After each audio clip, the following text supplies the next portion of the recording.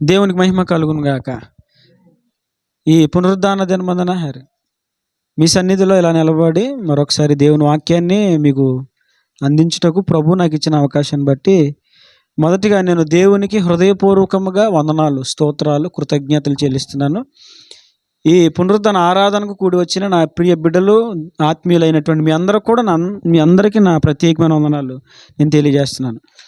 మంచిది.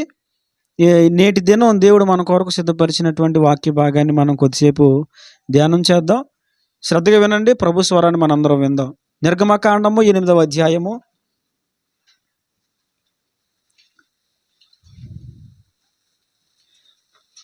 1వ వచనాన్ని దయచేసి ఎవరైనా చదవండి. నిర్గమకాండము 8వ అధ్యాయము 1వ వచనం. యెహోవా ఏటిని కొట్టి 7 దినములైన తరువాత యెహోవా మోషేతో ఇట్లనెను,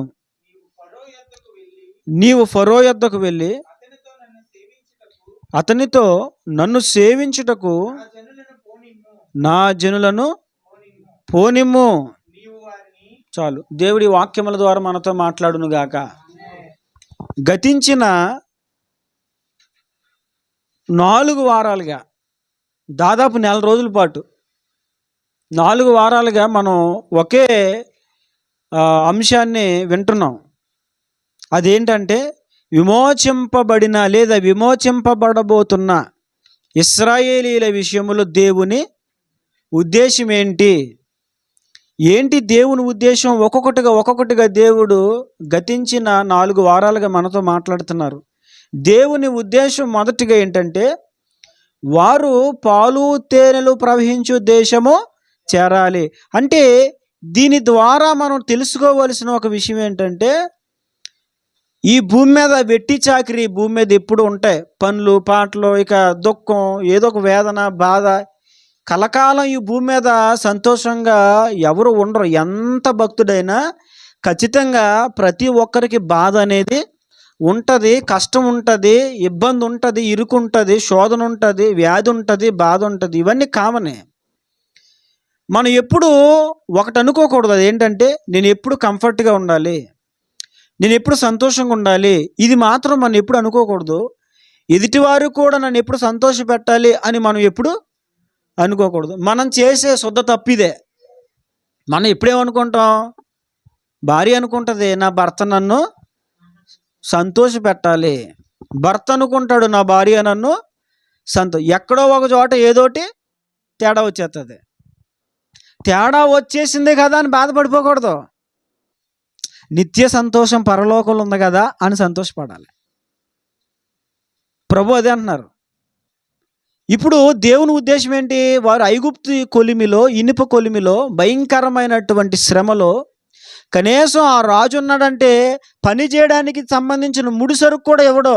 మీరే కూర్చుకోవాలి, కావలసిన గడ్డి అంతా మీరే కూర్చుకొని ఇటకలు ఎప్పుడు లెక్క చొప్పున మళ్ళీ అలాగే చేయాలి. నేను ముందు ఎంత లెక్క చెప్పానో అంత లెక్క ప్రకారంగానే మీరు చేయాలి. నేను ముడిసరుకు ఇవ్వను, మీరే తెచ్చుకొని చేయండి.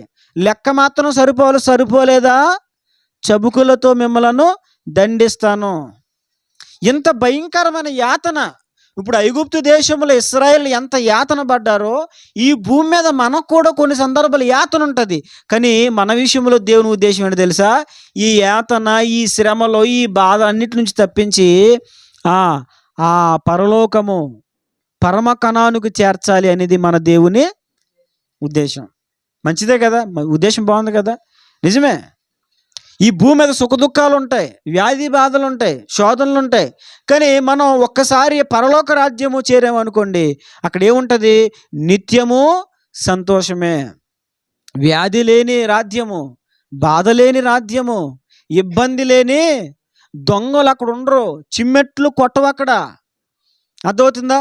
శోధించేవారు అక్కడ ఉండరు, బాధించేవారు ఉండరు. నిషిద్ధమైనది, అపవిత్రమైనది అక్కడ ఏమాత్రము కూడా కనబడదు. అలాంటి రాజ్యములోనికి మనను చేర్చాలి అనేది దేవుని.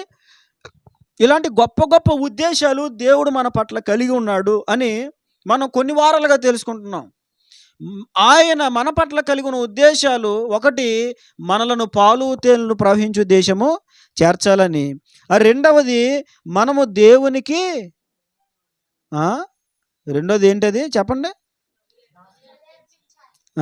ఎంతసేపు మింగేయడమే. మేత దొరికినంత మట్టుకు మింగేయడమే గాని, మళ్ళీ దాన్ని నెమరేసుకోవడం, దాన్ని అప్పగించడం కనబడట్లేదు. ఒకటే దేవుని ఉద్దేశ్యం ఏంటి? మనలను పాలు తేనెలు ప్రవహించు చేర్చాలని. రెండవది మనం ఆయనకు బలి. మూడవది దేవునికి ఉత్సవము. నాలుగోది తర్వాత ఐదవది ఆయనే మనకు దేవుడిగా ఉండాలి. ఆయన ఉద్దేశం అది. నా పిల్లలకి నేనే దేవుడిగా ఉండాలి. వాళ్ళకి ఏ డబ్బు కానీ, లోకం కానీ, పాపం కానీ, తిండి కానీ, బట్ట కానీ అదేమి వాళ్ళకి దేవుడిగా ఉండకూడదు. అది దేవుని ఉద్దేశం. నేనే వాళ్ళకి దేవుడిగా ఉండాలి. ఈరోజు నా చివరిగా 6వ ఉద్దేశాన్ని మనం తెలుసుకుని ఈ యొక్క శీర్షికను మనం ముగించుకుందాం. చూడండి, మనం చదువుకున్నాం కదా. చూడండి, యెహోవా ఏటిని కొట్టి 7 దినములైన తర్వాత యెహోవా మోషేతో ఇట్లనెను, నీవు ఫరో యొద్దకు వెళ్ళి అతనితో నన్ను సేవించుటకు నా జనులను చెప్పు. నువ్వు దేవుడు ఏమన్నాడంటే మోషేతో, ఇదిగో నువ్వు ఫరో ఎదుటికి వెళ్ళు. ఫరో ఎదుటికి వెళ్ళి నువ్వేమని చెప్పాలంటే, నన్ను సేవించడానికి నా ప్రజలను నీవు పోని. అంటే ఇక్కడ కూడా దేవుడు మోషేతో మాట్లాడుతున్న ఈ మాటలో దేవుని యొక్క ఉద్దేశం మరొకటి కనబడుతుంది. అదేంటి? నా ప్రజలు నన్ను సేవించాలి. ఇది దేవుని ఉద్దేశం. దేవుని యొక్క 6వ ఉద్దేశం ఏంటంటే తన ప్రజలు ఆయనను సేవించాలి. అంటే ఏంటి? మనము ఆయన అనుసరించాలి. అనుసరించడం, ఫాలో అవ్వడం, ఆయన్ని వెంబడించడం. ఆయన ఎలా నడుస్తున్నాడో అలా నడవడం, ఆయన ఎలా ప్రవర్తించాడో అలా ప్రవర్తించడం, ఆయన ఎలాంటి స్వభావం కలిగి ఉన్నాడో అలాంటి స్వభావం కలిగి ఉండడం, ఆయన ఏం చేశాడో అది చేయడం, ఆయన ఏది చేయలేదో అది మానేయడం. దీన్నంతా ఏమంటారు? సేవించడం, వెంబడించడం. ఈ భూమి మీద మనకు తెలియకుండానే మనం కొంతమందిని వెంబడిస్తూ ఉంటాం. తెలియకుండానే జరుగుతూ ఉంటుంది. కొన్ని అలవాట్లు కొద్దిగా ఎవరితో మనం ఎక్కువగా సహవాసం చేస్తామో తెలియకుండా వారి కదలికలు మనకు వచ్చేస్తాయి, వారి చేష్టలు మనకు వచ్చేస్తాయి. చూడండి, ఈ రోజున చాలామంది చిన్నపిల్లలు కూడా నోటి నిండా పచ్చిబూతులు మాట్లాడుతున్నారు. కారణం ఏంటి? వాళ్ళు పెరిగిన వాతావరణం అలాంటిది. పచ్చిబూతులండి. మనకు కూడా తెలియవు అలాంటి బూతులు వస్తాయి చిన్నపిల్లల నోట్లో నుంచి. అలా చిన్నపిల్లలు మాట్లాడుతుంటే, పచ్చిబూతులు మాట్లాడుతుంటే నేను చాలాసార్లు విని ఆశ్చర్యపోయేవాడిని. ఈ చిన్న వయసులో ఈ బూతులు ఎలా వస్తున్నాయి? వాళ్ళకి ఎలా వస్తున్నాయి? అనుకరిస్తున్నారు, తల్లిదండ్రులు అనుసరిస్తున్నారు, ఎవరో బంధువులను చూసారు, వాళ్ళు మాట్లాడిన మాటలు వీళ్ళు మాట్లాడడం నేర్చేసుకున్నారు. అంటే తెలియకుండానే మనం జీవితంలో ఎవరో ఒకరిని వెంబడించేస్తూ ఉంటాం. మనం ఇప్పుడు ఆలోచించుకోవాలి. నీవు తెలియకుండా ఎవరిని నువ్వు ఫాలో అవుతున్నావు నువ్వు ఆలోచించుకోవాలి. ఇప్పుడు నేను ఆలోచించుకోవాలి. మనకి తెలియకుండా మనం ఎవరిని ఫాలో అయిపోతున్నాం మనం ఆలోచించుకోవాలి. దేవునిని తప్ప మనం ఎవరిని ఫాలో అయినా సేవించినా మన జీవితానికి అది నష్టమే తప్ప మనకు ఆశీర్వాదం కాదు. మనం ఎవరిని ఫాలో అవ్వాలి? దేవుని వెంబడించిన జీవితాలు బాగుపడతాయి. బైబిల్లో దేవుని వెంబడించిన భక్తుల జీవితాలు బాగుపడ్డాయి. ఒకప్పుడు ప్రజల చేత తృణీకరించబడిన, ఒకప్పుడు వారు వెలివేయబడిన, చివరికి వాళ్ళే గతి అయ్యారు జనాలకి. కారణం ఏంటి తెలుసా? వారు కేవలము దేవుణ్ణే వెంబడించారు. కేవలం వారు దేవుని అనుకరించారు. వాళ్ళు దేవుని అడుగు జాడల్లోనే వాళ్ళు నడిచారు. మనం ఈరోజు చేయాల్సింది ఏంటో తెలుసా? దేవుణ్ణే మనం వెంబడించాలి. ఆలోచించాలి మనం ఎవరిని వెంబడిస్తున్నాము. ఎవరిని వెంబడించాలి అంటే ప్రభు చెప్పిన సమాధానం ఏంటంటే చూడండి, బైబిల్ నుంచి మత్తయి సువార్త 16వ అధ్యాయం 24వ వచనం. మత్తయి సువార్త 16వ అధ్యాయము 24వ వచనం. అప్పుడు యేసు తన శిష్యులను చూచి, ఎవడైనాను నన్ను వెంబడింపగోరిన ఎడల ఉపేక్షించుకొని తన సిలువనెత్తి నన్ను వెంబడింపవలెను. చాలు. ప్రభు ఇక్కడ ఏం మాట్లాడుతున్నారు తెలుసా? ఎవడైనాను నన్ను వెంబడింపగోరిన ఎడల. ఇప్పుడు దేవుని ఉద్దేశం ఏంటి? మనమందరం ఆయన వెంబడించాలి, మనమందరం ఆయననే సేవించాలి, ఆయన్ని ఫాలో అవ్వాలి, ఆయన అడుగుజాడలో మనం నడవాలి. అయితే ప్రభు ఇక్కడ ఏమంటున్నాడంటే, నన్ను ఎవడైనాను వెంబడింపగోరిన ఎడల అంటే ఏంటి? వెంబడింపగోరిన ఎడల అని దేవుడు మాట్లాడాడంటే అక్కడ ఉద్దేశం ఏంటి తెలుసా? నువ్వు నన్ను వెంబడించినట్టు బలవంతంగా వెంబడించుకో. నన్ను ఎవడైనా వెంబడింప కోరుకుంటే, నన్ను ఎవడైనా ఫాలో అవ్వాలనుకుంటే దేవుడెప్పుడే నువ్వు ఇలా ఉండు అని నిన్ను పట్టు కూర్చోడు. అర్థమవుతుందా? బలవంతం చేయడు దేవుడు ఎవరినైనా. ఇప్పుడు నేను బలవంతం చేస్తే వచ్చారా మీరు అందరూనే? కాదు, ప్రభు ఆకర్షిస్తే వచ్చారు. మీకు మీరుగా వాక్యాన్ని ఇంకా నేర్చుకుంటూ బలపడుతూ ఇంకా ఎదగాలి అనేటువంటి ఆశతో వస్తున్నారు. ఎవరు ఒకరి బలవంతంతో రారు. దేవుని యొక్క ఆలోచన కూడా అదే, ఎవరినైనా బలవంతం చేయడు. దేవుని స్వభావం కూడా అదే, ఆయన ఆలోచన కాదు, ఆయన స్వభావం అదే. ఆయన ఎవరిని బలవంతమో చేయడు. ఒకవేళ నువ్వు ఆయన వెంబడింపగోరుకుంటే, వాస్తవానికి చెప్పాలంటే అందరూ దేవుణ్ణి వెంబడించాలి వాస్తవంగా చెప్పాలంటే. కానీ ఖచ్చితంగా మీరు నన్ను వెంబడించండి అని అనలేదు ఆయన. నన్ను వెంబడింపగోరుకుంటే అంటే బలవంతం లేదు. బలవంతంగా మతం మార్చేస్తున్నారు అని చాలామంది అంటున్నారు. బలవంతంగా ఎవరు మతం మారేస్తారండి? చిన్నపిల్లడు చాక్లెట్ ఇచ్చి, ఒరే బాబు వచ్చే నాయనా, ఇది చాక్లెట్తో నేను కొనేసుకుంటున్నాను, ఇప్పటి నుంచి మీ నాన్న నేనంటే ఊరుకుంటాడు. చాక్లెట్ తీసుకుని వెళ్ళిపోతాడు, వాళ్ళ నాన్న దగ్గరికి వెళ్తాడు. చిన్న పిల్లనే చాక్లెట్ ఇచ్చి మార్చలేం మనం. పెద్దోళ్ళు ఎక్కడ మారిపోతారండి? దేవుడు ఎవరిని బలవంతం చేయడు. ఆయన అంటాడు, నన్ను ఎవరైనా వెంబడింప కోరుకుంటే ఏం చేయాలని మాట్లాడుతున్నాడు ఆయన. తన్ను తాను ఉపేక్షించుకోవాలి. దేవుని ఉద్దేశం ఏంటంటే మనం అందరం కూడా ఆయన ఫాలో అవ్వాలి. మనం ఆయన ఫాలో అవ్వాలంటే మొట్టమొదటిగా మనం చేయాల్సింది ఏంటి తెలుసా? మనకి మనం ఉపేక్షించుకోవాలంటే మన బతుకు మనది కాదు అని ఒప్పుకోవాలి. నా జీవితం నాది కాదు, మరి ఎవరిది? మై లైఫ్ మై రూల్స్ అంటే కుదరదు. ఇక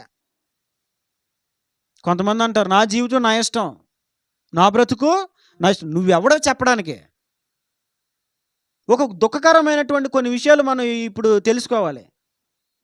దేవుడేమన్నా నన్ను వెంబడించనని ప్రభు చెప్తున్నారు, నా వాక్యమును గైకొనని ప్రభు చెప్తున్నారు, నన్నే మీరు అనుసరించాలని ప్రభు మాట్లాడుతున్నారు.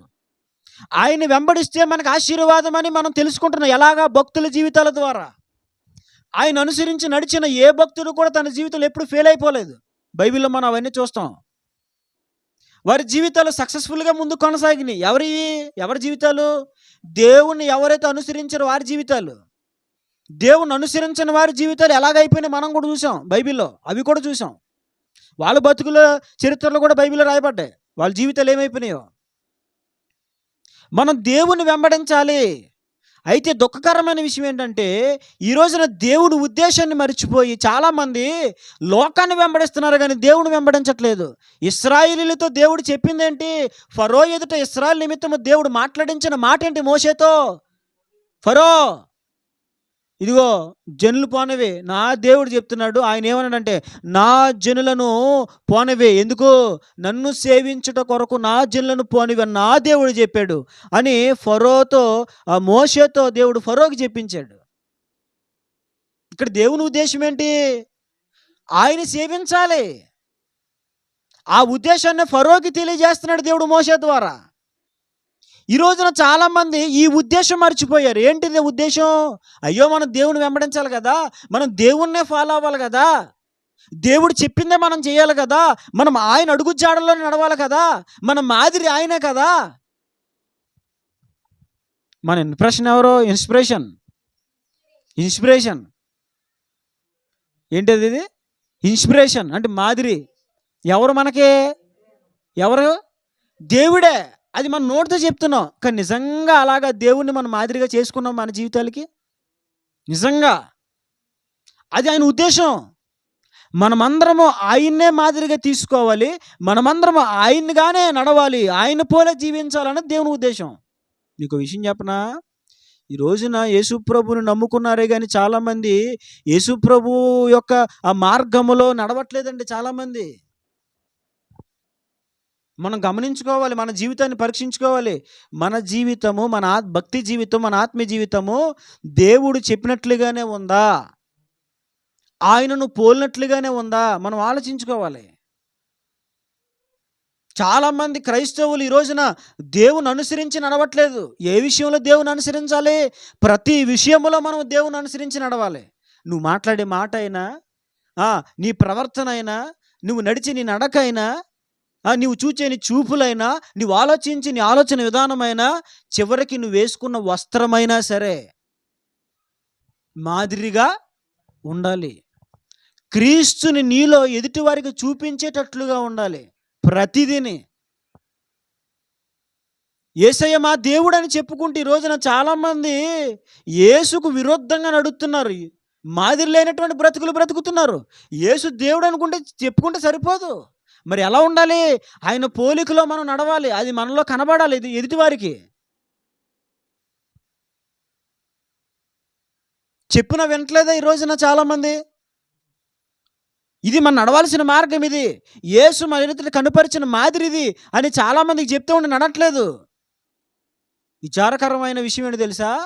ఇంకా చెప్పాలంటే వాక్యము ఎరుగని ప్రజలు వాక్యాన్ని యాక్సెప్ట్ చేస్తున్నారు. వాక్యము ఎరుగని ప్రజలు వాక్య పద్ధతులు నేర్చుకుంటున్నారు. వారు దేవుళ్ళకి పూర్తిగా రాకపోయినా కొన్ని వాక్య నియమాలు వాళ్ళు అనుసరిస్తున్నారు అన్యజనులు. కానీ క్రైస్తవులు మాత్రం చర్చిలో ముసుగేసుకోమంటే ఈ పాస్టర్ ఎప్పుడు ముసుగేసుకోమంటాడు. మా ముసుగులే చూస్తాడు ఈ పాస్టర్. బైబిల్లో లేదా? ఏ స్త్రీ ముసుగు లేకుండా ప్రార్థించునో లేక ప్రవచించునో ఆ స్త్రీ తన తలను అవమానపరుస్తుంది. ఏ స్త్రీ తన తల మీద ముసుగు వేసుకోకుండా ప్రార్థిస్తుందో ప్రవచిస్తుందో ఆ స్త్రీ తన తలను అవమానపరుస్తుందని బైబిల్ చాలా స్పష్టంగా ఉంది. కానీ ముసుగేసుకోవడం లేదు. మందిరములో వస్త్రధారణ ఇలా ఉండాలి అంటే నా ఇష్టం వచ్చినట్టు వేసుకుంటాను బట్టలో. కానీ మీకు విషయం చెప్పనా? అన్యజనులు వింటున్నారు ఈ రోజున మాటలో. వాళ్ళు పాటిస్తున్నారు పద్ధతులు. గతం కొన్ని నెలల క్రితం ఇక్కడ ఒక స్వీట్ షాప్కి వెళ్ళాం. శామ్యూల్ గారు తీసుకెళ్ళారు. రండి అంటే మరి ఆయనకి సేవకుడు మరి ఏ ప్రేమ వచ్చిందో నాకు తెలియదు. తీసుకెళ్ళారు. సరే కూడా వెళ్ళాను. లేదు చిన్నదే, పేరు చెప్పుకోక లైవ్లోకి వెళ్ళిపోతుంది. వెళ్ళాం. అక్కడ ఆ స్వీట్ షాపు యజమాని వాళ్ళ కూతురు అంటండి. మీరు చెప్తే నమ్మరు. ఇదిగో నిక్కర్ ఎక్కడికి ఉందండి, ఇక్కడికి నిక్కరు, ఇదిగో ఇక్కడికి ఉంది నిక్కరు. సొక్క ఎక్కడికి ఉందో తెలుసా? ఇక్కడికి. ఇదంతా ఏంటిది? ఖాళీ. ఇలాగంటే మొత్తం ఇంతే నిక్కరే. చేతులు కూడా సరిగ్గా లేవు, మొత్తం పట్టేసి. నేను అలాంటి చూస్తే అసలు ఉండలేను. వాళ్ళు వింటారా లేదో నాకు తెలీదు, కానీ మాత్రం చెప్తాను. వింటారా లేదనేది కాదు. వారు వినినను వినకపోయినను, ప్రభు చెప్పారు, వారు వినినను వినకపోయినను వారి యొద్ద ఒక ప్రవక్త ఉన్నాడు అని వారు తెలుసుకున్నట్లుగా యెహోవా ఎలాగూ సెలవిస్తున్నాడని నీవు ప్రకటించు. నేను అన్నాను దగ్గరికి వెళ్ళి, ఉండలేం కదా మనం, అమ్మ బట్టలు కొంచెం మంచిగా వేసుకో అని అన్నాను. ఈలోపు ఇంకొక అమ్మాయి, అందులో పనిచేసే ఒక అమ్మాయి అందుకొని, సార్ ఏంటి ఏం మాట్లాడుతున్నారు అని ఈవిడ అందుకుంది. ఈవిడ ఎందుకు అందుకుందంటే వాళ్ళ స్వీట్ యజమాని కూతురు కదా, అందుకని ఈ పని అమ్మాయి అందేసుకొని, ఏంటి సార్ మాట్లాడుతున్నారు, మా బాస్ వాళ్ళ కూతురు, మీరు అలా మాట్లాడుతున్నారంటే, ఇలా మాట్లాడితే గొడవ అయిపోద్ది, అలాగైపోద్ది, మా బాస్ వింటే అదైపోద్ది ఇదైపోద్ది అంటే నేనేమన్నాను? వస్త్రాలు మంచిగా వేసుకోమని చెప్పానమ్మా. నేనేం తప్పు మాట్లాడానా? బట్టలు మంచిగా వేసుకోమని చెప్పాను. నేను సేవకుణ్ణి. మా బైబిల్లో ఉంది, వస్త్రధారణలో కూడా మాదిరికరంగా ఉండాలని ఉంది, అందుకే నేను చెప్పాను అని చెప్తే వాళ్ళు అన్నారు, మాకు అది లేదు, మాకు వేరే గ్రంథాలు ఉన్నాయి, మేము వేరే దాన్ని పూజిస్తాం, మీరు ఎవరు అసలు చెప్పడానికి అని అన్నది నన్ను. నేను ఎవరిని? నేను సేవకుని, నేను చెప్తాను, నాకు అధికారం ఉంది. నేను అన్నాను, నాకు అధికారం ఉందమ్మా, నేను చెప్పే అధికారం ఉంది నాకు, నేను సేవకుడిని, నేను చెప్పడానికి సరిపోతాను, అందుకే చెప్పాను. నువ్వు వినో నాకు అనవసరం, కానీ చెప్పడం నా బాధ్యత అని చెప్పాను. వాళ్ళు గొడవగా మాట్లాడారు, వచ్చేసాం. ఆ తర్వాత ఒకరోజు నేను మరలా అదే స్వీట్ షాప్కి వెళ్తే పని మీద, ఏ అమ్మాయి అయితే వాళ్ళ ఇష్టం వచ్చినట్టు వేసుకుంటే మీరు ఎవరు అని మధ్యలో దూరి మాట్లాడిందో, ఆ అమ్మాయి నన్ను చూసి దగ్గరకు వచ్చి సారీ సార్ అని అంది. పర్లేదమ్మా, ఏం కాదులే, ఏమైందంటే, అదే సార్ మీ మీద నేను అప్పుడు కోప్పడ్డాను కదా, సారీ సార్ అని అంటే, నేను పోనీలేమ్మా, అది మాకు అది అలవాటేలే, మంచి చెప్పినప్పుడు వ్యతిరేకత అనేది ఎక్కడైనా వస్తుంది, అది అలవాటు అంటే, అవును సార్ నిజమే, ఈ రోజున ఆడపిల్లల వస్త్రాలు బాగోకే చాలా జరుగుతున్నాయి, చాలా ఇన్సిడెంట్లు జరుగుతున్నాయి, నిజమే, మీరు చెప్పింది నిజమే అని ఒప్పుకుంది. ఒక విగ్రహారాధికురాలు. ఈ సందర్భంతో నేను ఎందుకు చెప్పాను అనుకుంటున్నారు? ఒక విగ్రహారాధికురాలు గ్రహించుకుంది చెప్పిన తర్వాత, ఒకసారి కోప్పడిన మరలా ఏం చేసింది? వినాలి. ఒకసారి కోప్పడిన ఏం చేసింది? గ్రహించుకొని మరలా వెళ్ళినప్పుడు ఏం చేసింది? సారీ చెప్పిందండి. ఒక అన్యజనురాలు నాకు సారీ చెప్పిందండి. బాధాకరమైన విషయం ఏంటో తెలుసా? దైవ సేవకుడు చెప్పిన ఒక ఉన్నతమైన సత్య మాటకి అంగీకరించకపోయారు. కనీసం అయ్యో గ్రహించుకోలేకపోయి మన హృదయంలో పశ్చాత్తాపం ఉండదు. అయ్యా రోజున నోరు జారలా మాట్లాడేసానండి, క్షమించండి అని ఒక క్షమాపణ అడిగే విధానం కూడా నోట్లో నుంచి చాలా దుఃఖకరం అండి. ఈ రోజున అన్యజనులు మనకి పాఠాలు నేర్పించే విధంగా ఉన్నారు. అన్యజనులు నేర్పించే స్థితిలో ఉన్నారు. మనకే వాళ్ళని చూసుకొని నేర్చుకునే పరిస్థితికి మనం దిగజారిపోయాం. అంటే మన బతుకులు ఎక్కడో ఒకసారి ఆలోచించండి. చెప్పిన వాక్యానికి, నిజమైన మాటకు, ఆరోగ్యకరమైన ఒక బోధకు అంగీకరించలేక నోరు మూసుకోవడం మానేసి, సరి చేసుకోవడం మానేసి, పైకి మరలా ఏం చేయడం? తిరగబడ్డం. ఇప్పుడు అన్యజనులు తిరగబడుతున్నారు. తిరగబడిన వాళ్ళు ఏం చేశారు? సరే నువ్వు ఒకసారి తిరగబడ్డావు, తెలుసుకున్నాక ఏం చేయాలి? అయ్యా క్షమించండి అయ్యా, పోనీ నా దగ్గర చెప్పలేదు మాని, నీకు ఇగో ఉంటే నా దగ్గర చెప్పగల మానిలే, సారీలు మనకి అవసరం లేదు, సారీ చెప్పినా చెప్పని మనం పట్టించుకోము. దేవుని దగ్గర ఏం చేయాలి? ఒప్పుకోవాలి. అంటే ఆయన వెంబడించాలి, ఆయన్నే ఫాలో అవ్వాలి అని చెప్పినప్పుడు చాలామందికి కష్టమైపోతుంది. ఆయన్ని ఫాలో అవ్వలేకపోతున్నారు, ఆయన వెంబడించలేకపోతున్నారు. కానీ దేవుని ఉద్దేశం ఏంటి? ఆనాడు ఇశ్రాయేలీయుల విషయంలోనైనా, ఈనాడు మన విషయంలోనైనా దేవుని ఉద్దేశం ఏంటి తెలుసా? మనము ఆయన్ని ఫాలో అవ్వాలి. అందుకే చెప్పేది, ప్రతి విషయంలో కూడా మాదిరికరంగా మన వస్త్రధారణ మొదలుకొని మన హృదయములో ఉన్న మన మనసుతో సహా సర్వ శరీరము దేవునిని అనుసరించాలి. కనుక మీ వస్త్రాల విషయంలో కూడా జాగ్రత్తగా ఉండండి. హృదయ అంతరంగ విషయంలో కూడా జాగ్రత్తగా, వీటన్నిటిని క్రోడీకరించి మీరు కరెక్ట్గా దేవుని పోలికలో ఉన్నారా లేదో మీకు మీరు ఆలోచించుకోండి. మీకు తెలిసిపోదు కదా, ఇప్పుడు మనము దేవుని పోలికలో ఉన్నామో లేదో మనకు తెలిసిపోద్దా లేదా? ఖచ్చితంగా తెలిసిపోద్దండి. తెలియకపోతే ఒకరోజు మోకరిచ్చి దేవుని సన్నిధిలో, ప్రభువా ఏంటి నా బతికేంటి, మీ జీవితం ఏంటి, మీరు ఎలా ఉన్నారు, నేను ఎలా ఉన్నాను అని దేవునితో మాట్లాడుతూ మీరు మాట్లాడుకోండి. దేవునితో మీరు మాట్లాడుకోండి, మీరు ఎలా ఉన్నారు, దేవుడు ఎలా ఉన్నాడు. అప్పుడే ఆయనకి మీకు వ్యత్యాసం తెలిసిపోతుంది. దినమంతా గడిచిపోయాక రాత్రి మోకాలు వేస్తేనే నా మాట నాకే తెలుస్తుంది కదా.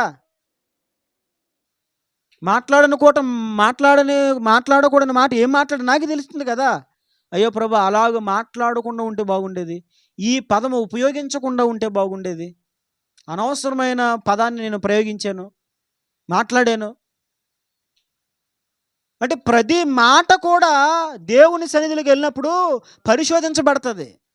ప్రతి మాట ఎలా ఉందో దేవుని ముందు. ఆయన ఉద్దేశం ఏంటి? ఆయన నడిచినట్లుగా మనం నడవాలి. అదవుతుందండి, ఆయన నడిచినట్లుగా మనము నడవాలి. ప్రతి విషయంలో ఆయన్నే మనం అనుసరించాలి. అదవుతుందా? చాలామంది ఇలా వేసుకో, అలా వేసుకో, ఇప్పుడు వచ్చిన ట్రెండ్ ఫ్యాషన్ ఇది, ప్యాంటు ఒకటి పైకి మాట తిట్టు, పక్కన కిందకు వదిలేయి, సున్ని ఇప్పుడు ముందుకు అది వెనక్కి. అదవుతుందండి, రకరకాలు వచ్చేసినాయి ఇప్పుడు. ఇక ఏది చెప్తే చేసేద్దామా?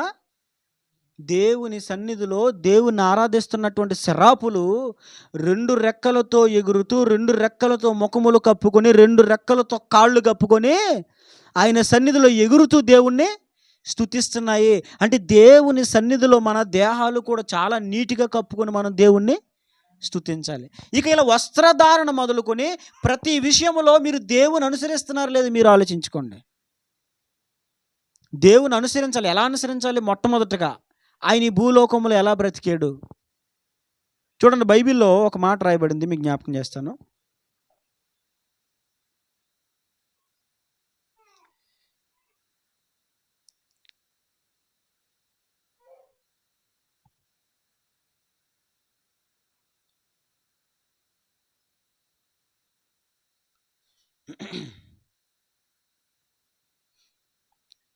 మత్తయి సువార్త 11:29.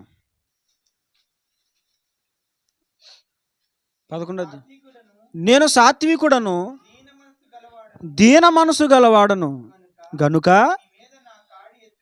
మీ మీద నా కాడి ఎత్తుకొని నా యొద్ద నేర్చుకొనుడి, అప్పుడు మీ ప్రాణములకు విశ్రాంతి.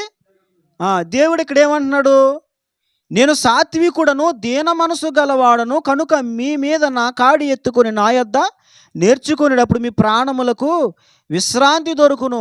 అంటే ఈ వాక్యాలు ముందు చదివించిన వాక్యం, ఇప్పుడు చదివించిన వాక్యము మనకు నేర్పిస్తున్న పాఠం ఏంటో తెలుసా? దేవుని యొక్క నడవడిక ఈ భూమి మీద యేసుప్రభు జీవించిన ఆ దినాల్లో ఆయన నడిచిన నడవడిక ఉంది చూసారా, అదే మనకు మాదిరిగా తీసుకోవాలి. ఆయన ఏమన్నాడు? నేను సాత్వికుడను, దీన మనసు గలవాడిని. ఆయన సేవించాలి అని చెప్పాను కదా. ఆయన సేవించే క్రమంలో మనం తీసుకోవలసిన కొన్ని పాఠాలు ఏంటంటే, మనం నేర్చుకోవలసిన కొన్ని విషయాలు ఏంటంటే, ఒకటి ఆయన జీవితాన్ని మనకు మాదిరిగా తీసుకోవాలి. యేసుప్రభుని వెంబడించడం అంటే ఎలాగా? మొట్టమొదటిగా ఆయన మాదిరిగా చేసుకోవాలి. ఆయన ఎలా బ్రతికాడు ఈ భూమి మీద, ఏం చేశాడు, ఆయన స్వభావం ఏంటి? నేను సాత్వికుడును, దీన మనసు గలవాడు అని చెప్పాడు ఆయన. అంటే ఆయన జీవితమే మనకు మాదిరి. ఆయన ఎలా నడిచాడో ఆయన్ని పోలే మనము నడవాలి. మరి ఆయన పోలికి తెలియాలంటే ఏం చేయాలా? వాక్యమే చదవాలి. ఆయన పోలిక మనకు తెలియాలంటే, ఆయన జీవితం మనకు తెలియాలంటే వాక్యమే చదవాలి. ఎలా ఆయన మనం వెంబడించాలంటే, ఒకటి ఆయన మాదిరి మనం జ్ఞాపకం చేసుకుంటూ ఆయన ఎలా నడిచాడో, శత్రువులను ఎలాగా క్షమించాడో, శత్రువుల కొరకు ఎలా క్షమాపణ వేడుకున్నాడో, ఎంతగా తన ప్రజలను ప్రేమించాడో, ఆయన ఎంత దీన మనసు కలిగిన వాడో, ఎంత సాత్వికుడో, ఎంత క్షమాగుణం కలిగిన వాడు, ఇవన్నీ కూడా మనం ఆయనతో నడుస్తున్నప్పుడు ఆయన నడవడికను మనం జ్ఞాపకం చేసుకుంటూ ఆ నడవడికను మనం మాదిరిగా తీసుకోవాలి. ఇది ఆయన అనుసరించి నడవడం అంటే. అక్కడ దేవుడు మాట్లాడిన మాట ఏంటంటే చూడండి, మత్తయి సువార్త 16:24 మనం ఇందాక చదువుకున్నటువంటి వాక్య భాగంలో ఒక మాట రాయబడింది చూడండి. చూచి ఎవడైనాను నన్ను వెంబడింపగోరిన ఎడల, అంటే బతుకు నాది కాదని దేవుంది అనుకుని దేవుడు ఎలా నడిచాడు అలా నడవాలి. ఆ తర్వాత తన సిలువనెత్తుకొని దేవుని వెంబడించేవాడు మొట్టమొదటిగా ఏం చేయాలి? నా బ్రతుకు నాది అనుకోకూడదు. నేను కాదు, నా బ్రతుకు దేవుంది. అంటే ఇప్పుడు ఏంటి? ఆయన ఇష్టం ఏదో నీ ఇష్టం అది అయిపోవాలి. అర్థమవుతుందండి? పెళ్ళైన కొత్తలో చూడండి, పెళ్ళైన కొత్తలో భార్య భర్తలు షాప్కి వెళ్ళారు అనుకో, భర్త అంటాడు, ఏమో చీర తీసుకో, ఇదిగో మరి ఏ చీర తీసుకుంటే, ఈ చీర తీసుకుంటే, ఆ చీర తీసుకుంటాం. ఈలో భార్య అంటది, మీ ఇష్టం అండి, మీకు ఏ కలర్ నచ్చుతుందో నాకు అది, మీకు ఏది ఇష్టమో నాకు అదే ఇష్టం. ఎప్పుడది? పెళ్ళైన కొత్తలో. అంటే ఎందుకు ఇద్దరు ఏకమయ్యారు కదా ఇద్దరు. ఇప్పుడు ఇప్పటి వరకు వాళ్ళ ఇష్టాలు వేరే అయినప్పటికీ పెళ్ళైన తర్వాత ఒకరి మీదకు ఒకరికి ప్రేమ అనురాగాలు కలిగి, అభిమానాలు పెరిగి, ఆప్యాయత పెరిగి, ఇప్పుడు ఏం చేస్తారు? నీ ఇష్టమే నా ఇష్టం. ఇక మన ఇష్టం వద్దనేసుకుంటాం. అప్పటి వరకు మన ఇష్టం ఉంటుంది. కానీ ప్రేమతో భర్త ఏదైనా వాచి కొన్నాడు అనుకో, అది నీకు నచ్చపోయినా పెట్టుకుని, అది ముందు తిరిగినా వెనక్కి తిరిగినా పెట్టేసుకుంటాం. ఎందుకని? నా ఇష్టం కాదు, ఆయన ప్రేమతో కొన్నాడు. ఇలాగే దేవుని వెంబడించినప్పుడు మన ఇష్టాలు వదిలేసుకోవాలి, మన ఆలోచన వదిలేసుకోవాలి. అర్థమవుతుందా? తన్ను తాను ఉపేక్షించుకోవడం అంటే అదే.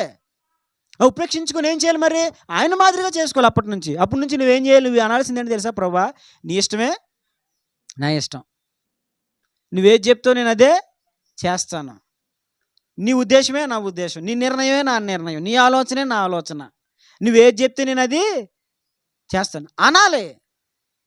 ఇది ఆయన మాదిరిగా చేసుకోవడం. కానీ మనం ఎప్పుడైనా అన్నామా? ప్రభా నీ ఇష్టమే నా ఇష్టం అని అంటామా? అన్నాం. కొన్ని విషయాల్లోనే నీ ఇష్టమే నా ఇష్టం ప్రభా, కానీ మిగిలిన విషయాల్లో ప్రభా కొన్ని కష్టం నాయనా, కొన్ని కష్టం కాదు. బైబిల్ ఏమంటది? ఆయన వెంబడించడం అంటే పూర్తిగా నువ్వు ఆయన మాదిరిగా చేసుకోవాలి. ఇక ఆయన ఇష్టం ఏదో నీ ఇష్టం అది అయిపోవాలి. ఇబ్బంది అయినా ఇరుకైనా ఏమైనా సరే ఆయన ఇష్టం ఏదో నీకు అది ఇష్టమైపోవాలి. నీకు ఎదురు మాట్లాడకూడదు. ఇంకా అది ఉపేక్షించుకోవడం అంటే. ఉపేక్షించుకొని ఏం చేయాలంట? తన సిలువనెత్తుకొని సిలువనెత్తుకోవాలి. ఇప్పుడు చూడండి, యేసుక్రీస్తు ప్రభువుని అనుసరించడం ఏంటి తెలుసా? ఆయన మాదిరిగా చేసుకోవాలి. రెండవది తన సిలువ, అంటే ఆయన మోసిన సిలువ కాదు, తన సిలువ. అంటే నీకు ఒక సిలువ ఉంటుంది, నీకొక సిలువ, నాకొక సిలువ.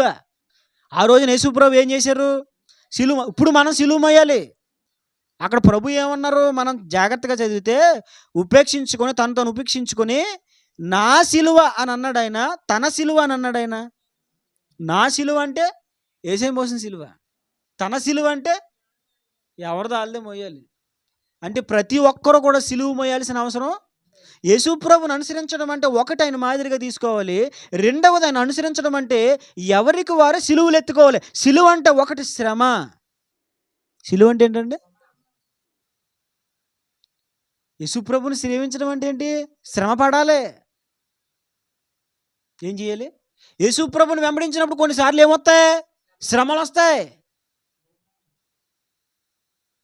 బైబిల్లో ఒక మాట రాయబడింది, మీకు జ్ఞాపకం చేస్తాను, చూడండి రండి. పేతురు రాసిన మొదటి పత్రిక 4వ అధ్యాయం 16వ వచనం. మొదటి పేతురు పత్రిక 4వ అధ్యాయం 16వ వచనం.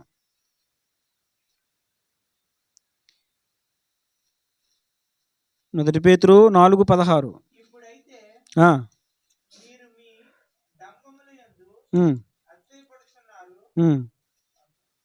4:16 మొదటి పేతురు. క్రైస్తవుడైనందుకు, ఇది బాగా గుర్తుపెట్టుకోండి, హృదయం అనే పలక మీద రాసుకోండి ఆ మాట.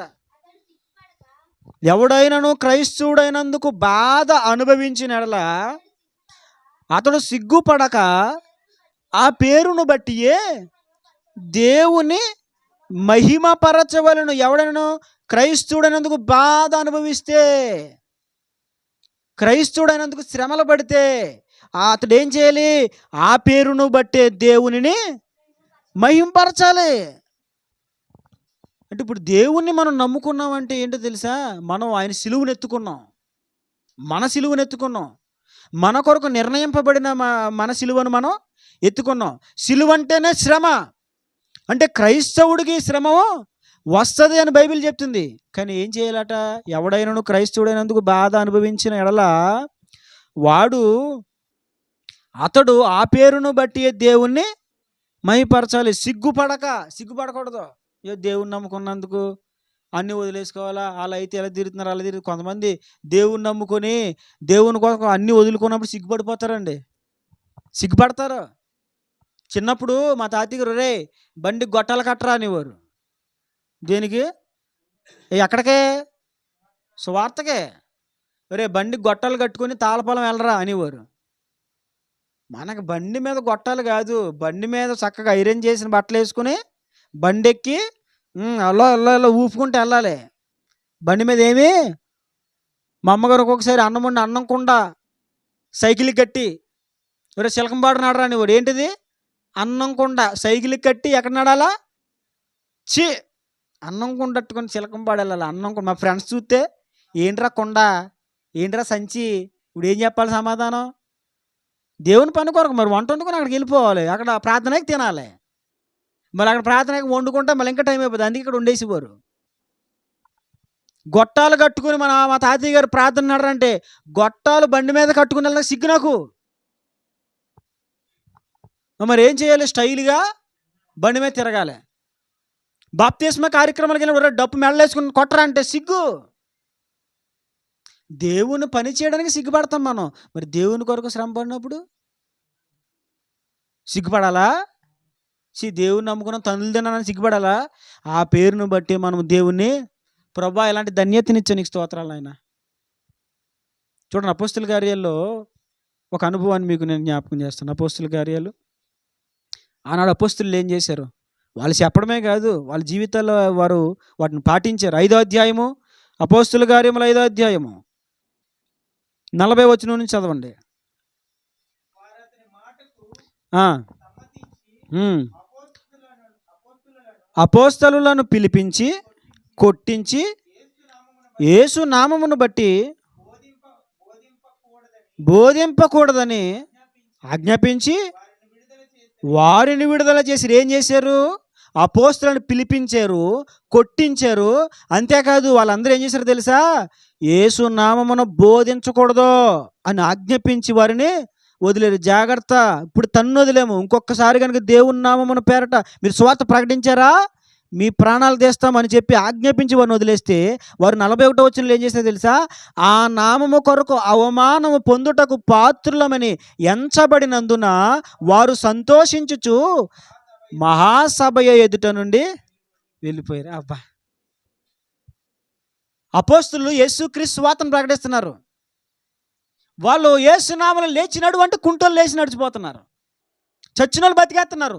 ఈ దేవుని కార్యాలు చూచి అక్కడ ఉన్నటువంటి యూదులు అందరూ కూడా, ఆనాటి శాస్త్రులు, ప్రధాన యాజకులు కలవరపడిపోయి, వీడు ఏంట్రా మన మతానికి వ్యతిరేకంగా వీడు ఇన్ని అద్భుతాలు చేసేస్తున్నాడు, ఇన్ని కార్యాలు చేసేస్తున్నారు. వీళ్ళు యేసుని ఎరిగిన ప్రజలు, ఆయన నామం ఇంకా పాపులర్ అయిపోతుంది, ఆయన చచ్చిపడిపోయినాడు, గొడవ వదిలిపోయింది అనుకుంటే వెనకాల బయలుదేరారు పిల్లకాయలాగా.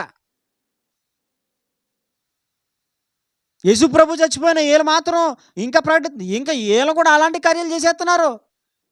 ఆ నామం ఉత్తరిస్తా ఉంటే చచ్చినోళ్ళు లేచిపోతున్నాడు, కుంటోడు బాగుపడిపోతున్నాడు.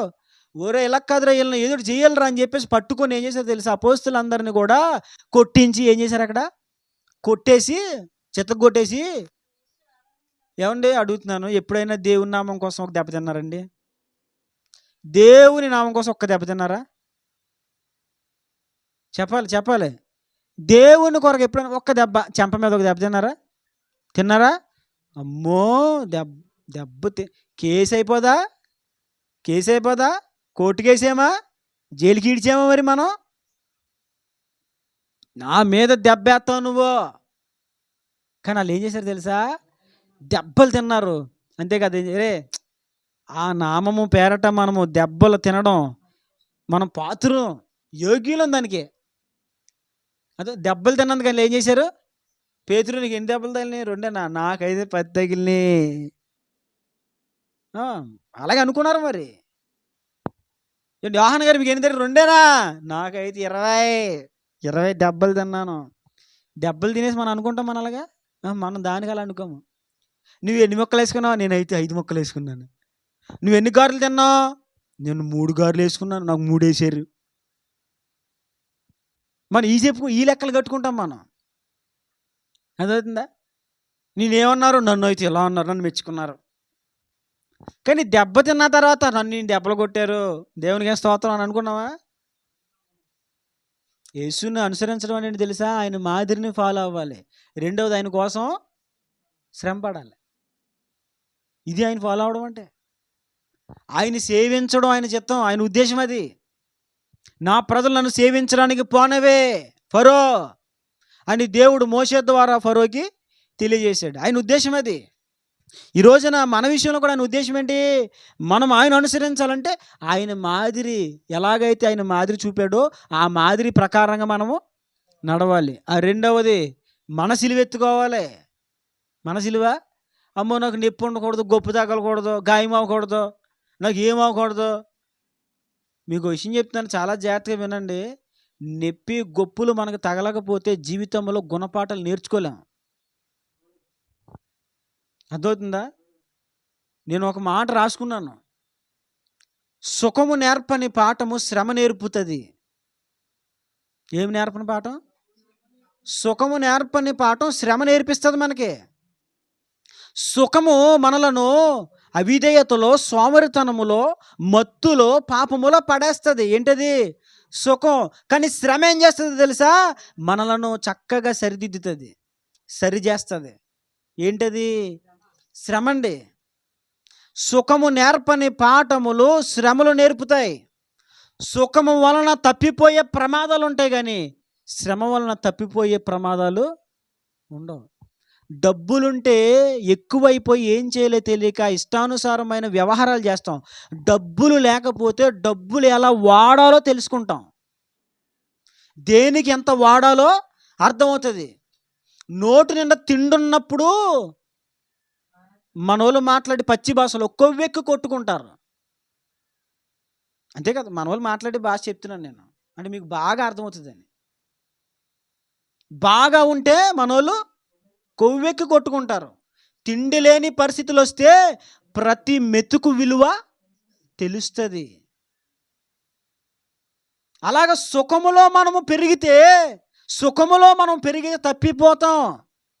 అందుకే ప్రభు అంటారు, ప్రతి ఒక్కడు తన సిలువను ఎత్తుకొని నన్ను ఎత్తండ్రా. సిలువ అంటే ఏంటి? పడాలి శ్రమలు మీరు. ఇంకా 2 పాయింట్లు చెప్పి నేను త్వరగా ముగించేస్తాను, ఇంక మన తర్వాత కార్యక్రమం ఉంది కాబట్టి. నేను చెప్పి మీకు అర్థమవుతున్నాయి కదా.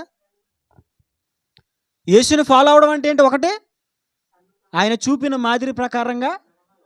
రెండవది అంటే సిలువ అంటే శ్రమ. ఆయన నామము నిమిత్తము శ్రమ పడాలి. ఏది మనం పడిన శ్రమ ఎక్కడుందండి? ఒక్క శ్రమ పడ్డాము దేవుని కోసం. ఎవరైనా ఉమ్మేశారు మీ మీద? కొట్టారు ఎవరైనా? చీప్ అన్నారు ఎవరైనా? నువ్వెంత, నీ బతికెంతరా నువ్వా అన్నారా? ఎప్పుడైనా దేవుని నామం నిమిత్తం అవమానం పడ్డావా? పడితే దాన్ని బట్టి సంతోషపడాలి, దుఃఖపడకూడదు. ఇది యేసుని వెంబడించే వారిలో ఉండాల్సిన లక్షణం. ఎవరు సువార్తకి వెళ్ళారండి, అక్కడేమో మా ఏరియాలో ఎందుకు చేస్తున్నారు మీరు, బతకనవరా, గుళ్ళున్న చోట సువార్త ఏంటి అని అంటే ఏలో చేతి ఏమైందని చెప్పి మాట్లాడినప్పుడు మాట్లాడుకుని వచ్చేయాల్సిందే. ఏమంటే మిమ్మల్ని ఏం బలవంతం చేయలేదు కదా, మా పని మేము చేసుకుంటూ వెళ్ళిపోతున్నాము, మీరు వింటే వినండి లేకపోతే వినొద్దు అని వచ్చేయాల్సింది. ఏళ్ళు కూడా తిరగబడి వాళ్ళు కొట్టేశారు. ఎవరెళ్ళు? క్రైస్తవులు అండి, తిరగబడి కొట్టేశారు. ఒకప్పుడు లోకంలో ఉన్నప్పుడు మెడ వేసుకున్నాం, కొట్టుకున్నాం, అవన్నీ జరిగినాయి. ఇప్పుడు దేవునిలోకి వచ్చాం, కానీ ఏం చేయాలి? శ్రమ పడాలి అని బైబిల్ చెప్తుంది. శ్రమ పడట్లేదు, మరి ఏం చేస్తున్నారు? తిరగబడుతున్నారు. వీళ్ళ కూడా కొంతమంది సేవకులు మనం ఊరుకోవద్దు, మరి ఏం చేయాలి? రోడ్డు ఎక్కాలి. ఇప్పుడు మనం కూడానే కొట్టాలి. ఏం చేయాలంటండి? కొట్టాలంట, తిరిగి కొట్టేద్దాం, తిరిగి దాడి చేయాలి మనం. బైబిల్ అంటది, నువ్వు నిజముగా ఆయన వెంబడించాలంటే దేవుని కోసం నువ్వు శ్రమ పడాలి. ఇంకొకటి, ఆ శ్రమలో నువ్వు సంతోషించాలి. శ్రమలో సంతోషించడం నేర్చుకోవాలండి. అదవుతుందా? ఎక్కడ? శ్రమలో సంతోషించడం నేర్చుకోవాలి. పిల్లోడు చక్కగా చదువుకున్నాడు, ఉద్యోగం చేశాడు, మొదటి జీతం తెచ్చాడు. ఎంత? 50,000. 50,000 తెచ్చేసాడు కొడుకు. అయ్యి బాబాయ్ సంతోషపడ్డా. రేపు పొద్దున్న జాబ్ ఊడిపోయింది, అప్పుడు ఏం చేస్తా? లేకండి మాట్లాడకండి, తలుపులేసే. ఈలో పాస్టర్ గారు ఫోన్ చేస్తారు. అమ్మా ఎలా ఉన్నారు? బాగానండి పాస్టర్ గారు. ఉంటానండి, ఉంటాను, ఠీక్. కానీ అప్పుడు ఏం చేయాలి తెలుసా? అయ్యా మా ఓడికి జాబ్ పోయిందయ్యా, దేవుడు ఏదో ఉన్నతమైన జాబ్ ఇవ్వబోతున్నాడేమో. దేవా పోనీ స్తోత్రం, నీకు పోయిందంటే ఇంకో గొప్పది వస్తుంది. పోయిందంటే ఏమవుతుందండి? మరి ఏం చేయాలి? శ్రమలో సంతోషించడం నేర్చుకోవాలి. దాంట్లో దేవుని నామ విషయంలో మరీ అధికంగా సంతోషించడం నేర్చుకోవాలి. వాళ్ళు చూడండి, ఆ భయంకరమైన వ్యతిరేకతలో సంతోషించే అనుభవాన్ని వాళ్ళు పొందుకున్నారంటే వారు దేవుని ఎంతగా ప్రేమించిన వాళ్ళు, ఎంతగా ఆయన్ని వెంబడించారో చూడండి. ఈ దేవుని వెంబడించే అనుభవం వాళ్ళు ఎంతగా పని చేయకపోతే ఆ దెబ్బలు తినతో కూడా లేచి, ఏరే ఎన్ని దెబ్బలు తిన్నారా నువ్వు? 2 అని. 3 తిన్నాను దేవుని కోసం, దేవుని స్తోత్రం, హల్లెలూయా. నిన్ను లెంప మీద కొట్టారు, నన్ను వెనక ఈ మీద కూడా వేశారు, దేవుని స్తోత్రం, హల్లెలూయా. ఏంటి నీకు ఈ మీద కొట్టి చెమ్మ మీద కొట్టి నాకు ఉమ్ము కూడా వేశారు, దేవుని స్తోత్రం, హల్లెలూయా అనుకుంటున్నారు వాళ్ళు. మనమైతే నిన్ను ఒకటి కొట్టారు, నన్ను 2 కొట్టేసాడు దుర్మార్గుడు, వాడు కాలు ఇరిగిపోను గాక, వాడు చెయ్యి ఇరిగిపోను గాక, పాతాళంలో వాడు త్రొక్కి వేయబడును గాక. మనం ఇలా మాట్లాడతాం. కానీ వాళ్ళు ఏం చేశారు తెలుసా?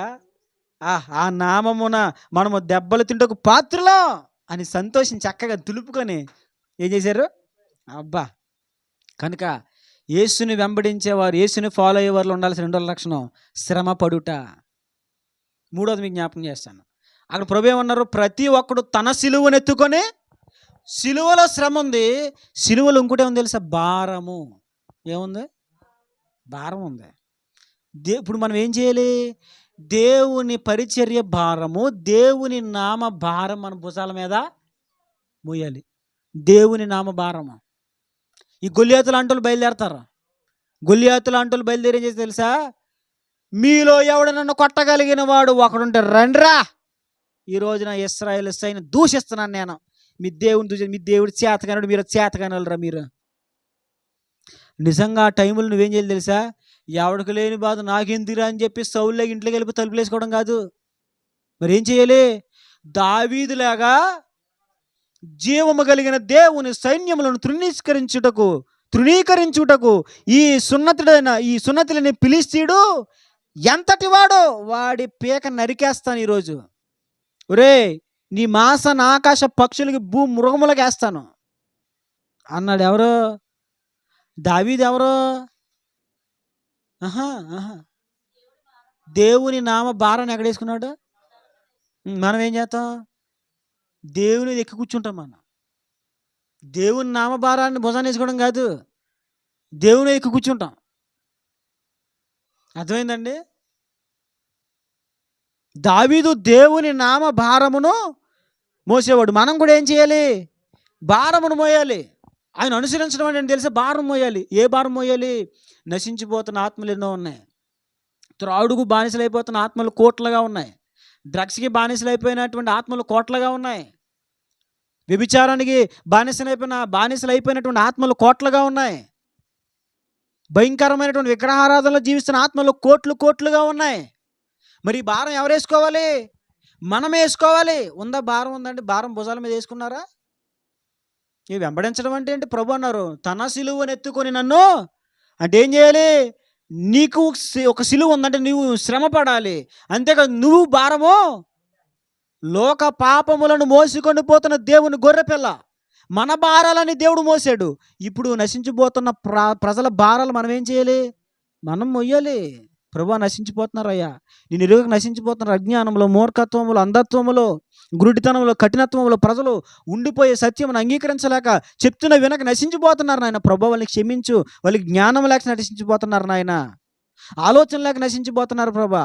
కులం అనే కట్లలో, మతం అనే కట్లలో వారు బందీలుగా ఉండిపోయారు నాయన. వాళ్ళు విడిపించయ్యా తండ్రి. నేను తెలుసుకుని కృపనివ్వయ్యా. వాళ్ళ కోసం ప్రార్థన చేయాలి. క్రైస్తవ్యానికి వ్యతిరేకత పెరిగిపోతుంది నానాటికి. ఇదిగో మన ఎక్కడో మీటింగ్ కోసం స్టేజ్ వేస్తే స్టేజ్ మొత్తం పడేశారు కొంతమంది మతోన్మాదులు వచ్చి. ఇక్కడ అట్టడం ఏంటి? మా ఏరియాలో మీటింగ్లు అట్టడం ఏంటి? తీయండి అని చెప్పేసి మొత్తం పడేశారు స్టేజీలు పడేయడమేమో. సేవకులను కొడుతున్నారు, క్రైస్తవుల్ని కొడుతున్నారు. మరి ఇవన్నీ చూస్తున్నాను, నేను ఏం చేయాలి? నాకు ఎందుకు అని చెప్పి తీసి పడుకుందామా? తిను, వద్దంటలేదు, తినండి. అట్ ద సేమ్ టైం ఏం చేయాలి? చేస్తున్నారండి. ఉందా? భారం ఉందా? ఇన్ని సంఘటనలు చూస్తున్నాం కదా మనం లోకంలోని. ఇంతమంది నశించిపోతున్నారు కదా, ఇంత వ్యతిరేకత పెరుగుతుంది కదా, దేవుని నామాన్ని అవమానించే వాళ్ళు ఎంతోమంది ఉన్నారు కదా. వాక్యాన్ని వక్రీకరించి, బైబిల్ని వక్రీకరించడమే వాళ్ళ బతుకు ధ్యేయంగా పెట్టుకున్నారు ఈ రోజున చాలామంది. బైబిల్ వక్రీకరించడమే వారి జీవిత ధ్యేయం, అంతేకాదు వారి జీవనోపాధి.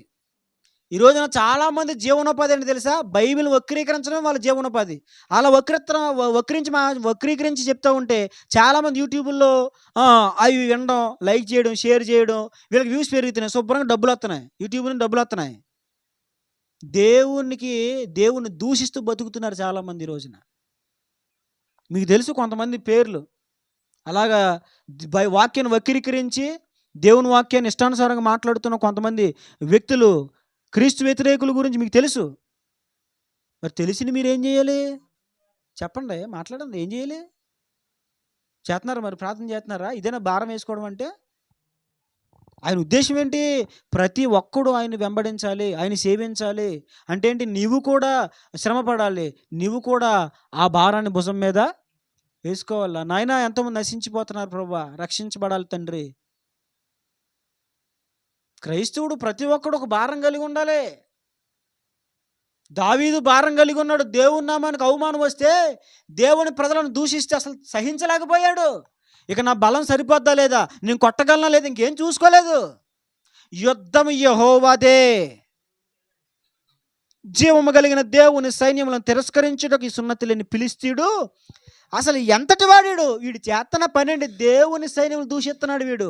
అసలు దేవుని నామాన్ని అవమానపరచడానికి వీడు ఎవడో? అతనుకుంది భారం. ఆ సైన్యములు ఎంతోమంది బలాఢ్యులు ఉన్నారు. దావీదు అన్నదమ్ములే బలాఢ్యులు. కానీ వాళ్ళు ఏం చేస్తున్నారు? మాకెందుకురా బాబా, దావీదు క్యారేజీలు ఎట్టుకెళ్ళి శుభ్రంగా తింటున్నారు. ఆ జున్నిగడ్డలు, రొట్టు ముక్కలు, ముక్క కక్క దావీదు పట్టుకెళ్ళని కూడా తినేసి బే అంటున్నారు. ఆడు రాగానే రే అనగానే ఎవరో ఆ గాతువాడని గొల్లెత్తొచ్చు రే అనగానే వీళ్ళందరూ ఏం చేస్తున్నారండి? పారిపోతున్నారండి. మరి తిన్నంత ఏమైపోతుంది? ఇది తిన్నాను అక్కడ ఉండి. సైన్యంలో యుద్ధం చేయడానికి నిలబడ్డారు, యుద్ధానికి బలం కావాలని తింటున్నారు. తినేసి పారిపోవడం ఏంటి? తినేసి పారిపోతారు, ఎందుకని వాళ్ళకి భారం లేదు. కానీ దావీదు మాత్రం భారం కలిగినోడు. ఏం చేశాడు? ఆ ఫిలిష్తీయునికి ఎదురు వెళ్ళి హతమార్చాడు. నీలో దేవుని గూర్చిన భారం నీకుంటే ఇక్కడ పనిచేస్తున్నటువంటి దురాత్మలన్నీ కూడా ఏమవుతాయి? లయమైపోతాయి. ఏమవుతాయి? భారం లేకుండా మరి దురాత్మలు ఎలా లయమవుతాయి? తిరిగేస్తాడు, కంపలని తిరిగేస్తాడు, ఇళ్ళలో తిరిగేస్తాడు, ఇక్కడ లేతాడు, అక్కడ లేతాడు అంటాడు. భారం ఉందనుకో నీలో, గొల్లియెత్తి పట్టాడు కదా, దెబ్బకి పరారు కనబడ్డాక. ఎప్పుడు భారం ఉండవు. శోధన ఎక్కువైపోతుందండి, శోధన ఎక్కువైపోతుందండి. ఎక్కువైపోతుంది, మరి ఏం చేస్తున్నావు నువ్వు? భారం వేసుకున్నావా? ప్రార్థన చేస్తున్నావా? ఆయన అనుసరించడం అంటే ఒకటి, చెప్పాలి ఆయన మాదిరిని మనం ముందు పెట్టుకోవాలి. రెండవది మనం కూడా శ్రమ మొయ్యాలి, శ్రమ పడాలి. మూడవది చెప్పండి, భారాన్ని భుజాల మీద వేసుకోవాలి. చివరికి ఒక మాట చెప్పి ముగించేస్తాను. చివరి మాట ఏంటంటే తెలుసా? చూడండి, మీకు ఇందాక ఒక రిఫరెన్స్ చూపించాను కదా, ఇది మత్తయి సువార్త 11:29, అది మరలా చదవండి.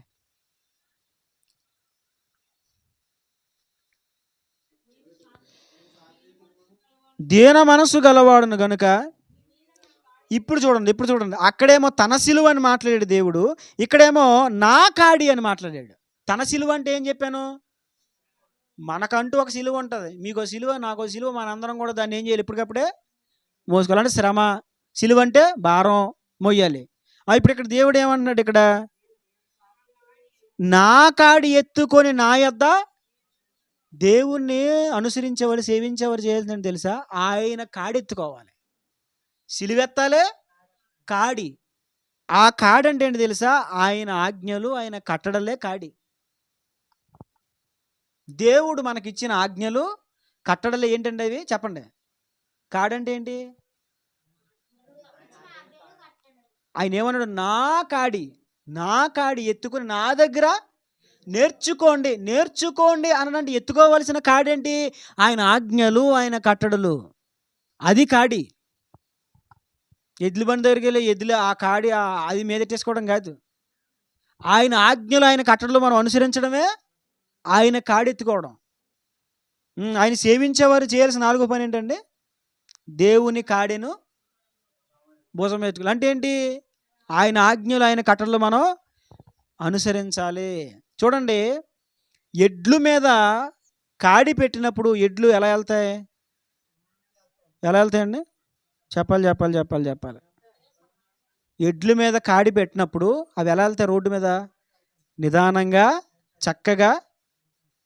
ఓ 2 ఎడ్లు నుంచోబెట్టి వాడి మీద కాడి పెట్టామనుకో, 2 ఒకే సమానంగా. అదే కాడి తీసి వదిలేసామనుకో, వాటిని ఒకటి ముందుకు వెళ్ళిపోద్ది, ఒకటి ఆగిపోద్ది, ఒకటి తుప్పలో పోద్ది, ఒకటి డొంకల్లో పోద్ది, ఒకటి పడుకుని పోద్ది. అవునా కదా? ఇంకో 2 ఏమో లేచి పిల్లల్లో గుద్దేసుకుంటా, కొమ్ములు వేసుకొని నానా రకాల పెత్తనాలు చేస్తాయి. కానీ వన్స్ కాడి పెట్టాడా రైతు లేదా ఎడ్ల యజమాని, అప్పుడు ఏం చేస్తాయి? నోరు మూసుకొని నిదానంగా నడుచుకుంటా. ఇప్పుడు మనం ఏం చేయాలి? కాడి మన భుజం మీద, అది ఆయన అనుసరించడం అంటే. దేవుని అనుసరించడం అంటే 4 విషయాలు చెప్పాను మీకు. చెప్పండి, ఇప్పుడు ఒక్కొక్కటిగా చెప్పండి, అయిపోయిందాక.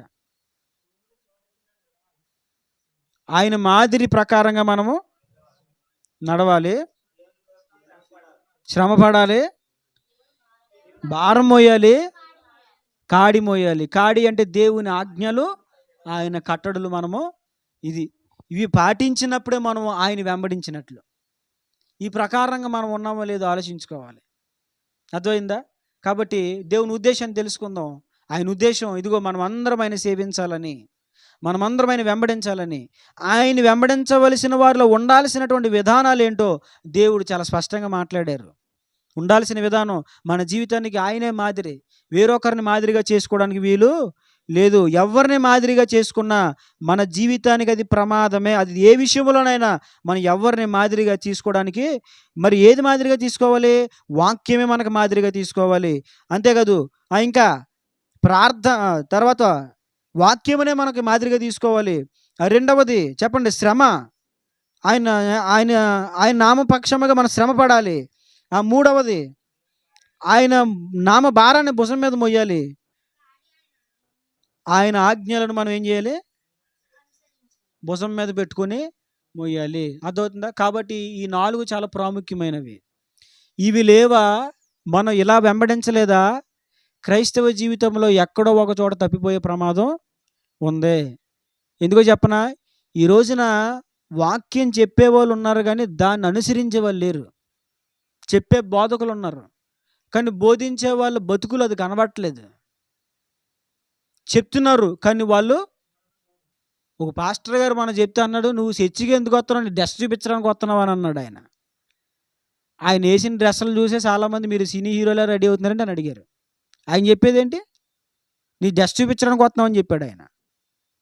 అదవుతుందా? కనుక చాలా జాగ్రత్త. దేవునిని మనం మాదిరిగా చేసుకోలేదా భయంకరమైన ప్రమాదంలో పడిపోతాం.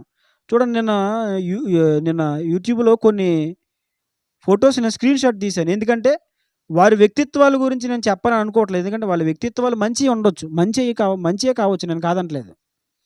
కానీ వాళ్ళ వస్త్రధారణ చూసినప్పుడు చూడండి, మీకు కనబడుతుందో లేదు, ఈయన పాస్టర్ గారు అండి. ఏం చేశాడు ఆయన ఇక్కడ చూసారా? వాక్యం చెప్తున్నాడు ఆయన. ఇదిగోండి, కనబడుతుందండి, వాక్యం చెప్తున్నాడండి. వాక్యం చెప్తున్నాడు ఈయన, కనబడుతుందా? ఏమంటే సొక్క వేసుకున్నాడు ఆయన, బట్టలు పెట్టాడండి, పాస్టర్ గారండి. ఇదండి. మరి ఈ మాదిరి తీసుకుంటే ఎలా ఉంటుంది చెప్పండి? మీకు ఇంకొక అద్భుతమైనటువంటి పాస్టర్మ్మ గారిని చూపిస్తాను, మీరు ఇంకా చూసుకోండి. ఆవిడ నైట్ డ్రెస్ మీద వచ్చేసినట్టుంది. పాస్టర్మ్మ గారు ఇప్పుడు వాక్యం చెప్తుందండి. జాషువా చూడు, సరిగ్గా చూడు. పాస్టర్మ్మ గారండి, నైట్ ప్యాంట్, టీషర్ట్, లిప్టిక్, ఆ చెవులుగా చూడండి, కనిపించిందా? ఇది అంటే ఒకటే, వీళ్ళ వ్యక్తిత్వాల గురించి నేను మాట్లాడట్లేదు. ఒకవేళ మంచి కావచ్చు కానీ మాదిరి లేని బతుకు వ్యర్థమే కదా. మాదిరి లేకుండా వాక్యం చెప్తే నిష్ప్రయోజనమే తప్ప ప్రయోజనం కాదు. ఇంకొక ఆయన చూపిస్తాను, గమ్మున పెట్టలు కొట్టి కూడా అనుకోకుండా. అంటే నేను ఎగతాళి చేయట్లేదు, ఆయన గుణం గురించి నేను మాట్లాడలేదు. మంచోడే కావచ్చు కానీ వస్త్రధారణ ఎలాంటి, ఇదిగోండి ఈయన వాక్యం చెప్తాను, పాస్టర్ గారు ఈయన. ఇదిగో చూసావా హాన్సీ, నువ్వు చూడమ్మా, నువ్వు చూడు ఫస్ట్. గట్టిగా మాట్లాడకు, మైకులో నుంచి వెళ్ళిపోతుంది బయటికి. బాబు చూడు నాయన, ఎలాగని వచ్చావు కానీ చర్చికి, అది షెడ్ వేసుకు రావద్దని చెప్పాను. నాకు అనిపించిందా? ఏమండి, ఇదండి. ఏమంటే ఇప్పుడు ఇలాంటి వస్త్రధారణ వేసుకుంటూ బతుకులో మార్పు లేకుండా రోజు praise lord, hallelujah, glory to god అంటే అయిపోతుందా? నీ వల్ల 10 మంది చెడిపోతారు వెనకాల. దేవుని ఉద్దేశం ఏంటంటే అందరూ ఆయనను సేవించాలంటే ఎలా ఉండాలో 4 విషయాలు దేవుడు మాట్లాడాడు. కాబట్టి మీ హృదయాలు వాటిని భద్రపరచుకోండి. ఆ ప్రకారంగా జీవించడానికి దేవునికి మీ యొక్క జీవితాలు అప్పగించండి. పరిశుద్ధాత్ముడు మీకు సహాయం చేస్తాడు. అటు కృప మనందరం పొందుకుందుము గాక. దేవుడి వాక్యంలో వినికిల్లో ఈ మధ్యాహ్న కాల సమయం దీవించి ఫలింపచేయును గాక. ఆమేన్.